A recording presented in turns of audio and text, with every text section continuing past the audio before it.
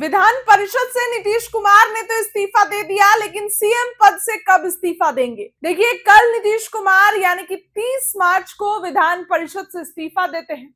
उसके बाद चारों तरफ जो है हलचल हो जाती है। नीतीश कुमार के इस्तीफे पर साइन किसका था, किसने इस्तीफा दिया, मतलब एक तरीके से विपक्ष भी इस पर सवाल उठा रहा था। कल जहां जदयू के लोग भावुक नजर आए, अशोक चौधरी रोते हुए नजर आए, तो विजय चौधरी का भी बयान आया, तो विपक्ष इस पर कहता है नौटंकी कर रहे हैं। खैर, अब देखिए, ये तो आरोप प्रत्यारोप है, लेकिन इसी बीच एक बड़ी खबर आ रही है कि नीतीश कुमार अब सीएम पद कब छोड़ेंगे। अभी तक 6 महीने तक तो सीएम रह सकते हैं नीतीश कुमार, लेकिन राज्यसभा जाएंगे तो वहां का कार्यकाल संभालेंगे, तो जाहिर सी बात है कि सीएम पद तो छोड़ना पड़ेगा, क्योंकि बीजेपी अब उतावली है अपना सीएम बिहार में देने के लिए, और ये पहला सीएम बिहार में बीजेपी का होगा। खैर, चर्चा करते हैं, खबर बड़ी है और डेट भी निकल कर आ गया है कि बिहार के मुख्यमंत्री कब इस्तीफा देंगे।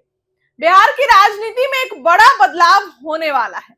सूत्रों के हवाले से खबर है कि मुख्यमंत्री नीतीश कुमार 10 अप्रैल को राज्यसभा सदस्य के रूप में शपथ लेने जा रहे हैं, यानी कि 10 दिन बाद मुख्यमंत्री नीतीश कुमार राज्यसभा के सदस्य के रूप में शपथ लेने जा रहे हैं। उसके बाद मुख्यमंत्री पद से इस्तीफा देने की संभावना तेज हो गई है, यानी कि जैसे ही राज्यसभा का पदभार ग्रहण करेंगे, वहां शपथ लेंगे, बिहार में सीएम पद छोड़ देंगे। सूत्रों के मुताबिक राज्यसभा के शपथ ग्रहण करने के तुरंत बाद वो मुख्यमंत्री पद छोड़ सकते हैं, जिससे बिहार में नए नेतृत्व का रास्ता साफ हो जाएगा, यानी कि नया सरकार का रास्ता साफ हो जाएगा। नीतीश कुमार सोमवार यानी कि कल बिहार विधान परिषद से की सदस्यता से इस्तीफा दे चुके हैं। उनके राज्यसभा जाने की प्रक्रिया का हिस्सा था। इसे राज्य की राजनीति में बड़े बदलाव का संकेत माना जा रहा है। बता दें कि संवैधानिक प्रावधानों के अनुसार कोई भी मुख्यमंत्री यदि राज्य विधानमंडल का सदस्य नहीं है तो वो अधिकतम 6 महीने तक पद पर बना रह सकता है, यानी कि अभी भी 6 महीने तक रह सकते हैं मुख्यमंत्री, लेकिन उसके बाद नहीं। हालांकि उसके पहले ही नीतीश इस्तीफा दे देंगे। इसका मतलब है कि तकनीकी रूप से नीतीश कुमार चाहे तो राज्यसभा सदस्य बनने के बाद भी कुछ समय तक मुख्यमंत्री पद संभाल सकते हैं, क्योंकि 6 महीने तक नीतीश कुमार रह सकते हैं, तो राज्यसभा संभालने के बाद भी नीतीश मुख्यमंत्री कुछ दिन तक रह सकते हैं। अब चर्चा है कि कौन बिहार का अगला मुख्यमंत्री होगा। राजनीतिक गलियारों में अब सबसे बड़ा सवाल यही है कि नीतीश कुमार के बाद बिहार का अगला मुख्यमंत्री कौन होगा। एनडीए के भीतर कई नामों पर चर्चा चल रही है।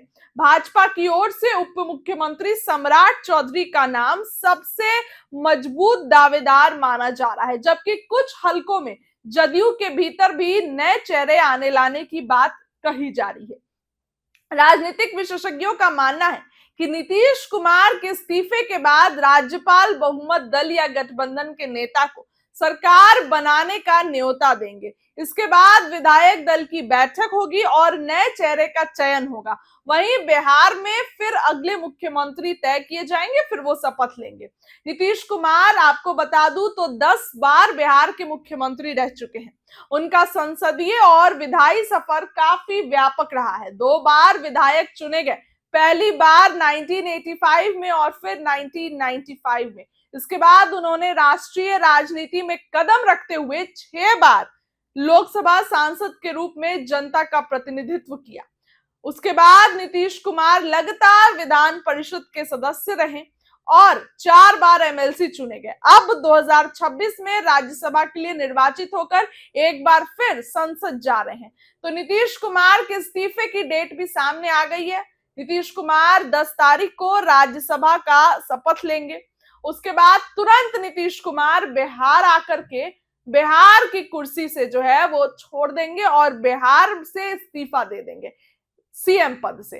कल नीतीश कुमार परिषद से दे दिए, चारों तरफ सन्नाटा पसरा, जदयू के लोग रो रहे थे। हालांकि अब ये तो नीतीश कुमार एनडीए जाने की, जहां जदयू के लोग रो रहे हैं तो जा क्यों रहे हैं नीतीश। फिलहाल इस खबर के लिए इतना ही। आपको क्या लगता है, अपनी राय कमेंट में रखिए। बहुत बहुत धन्यवाद।